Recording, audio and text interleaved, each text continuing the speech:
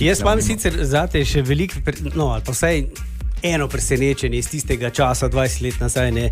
Takrat so se snemali tisti džingli, ki jih še zdaj radi slišimo, sem se vstajal poslušati Radio Fantasy, in z eno besedo sem imel ful težave in mi smo tisto pustili. Ja, in so naši fantje zbrskali element.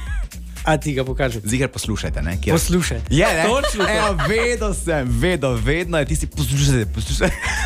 Da slišim to. Evo, poslušaj.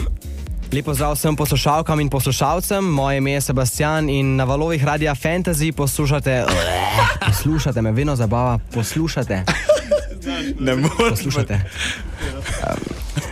Lepo zdrav vsem poslušalkam in poslušalcem. Moje ime je Sebastian in vi na valovih... Stari, to je 20 let staro. Ne morem verjeti, da to hranite.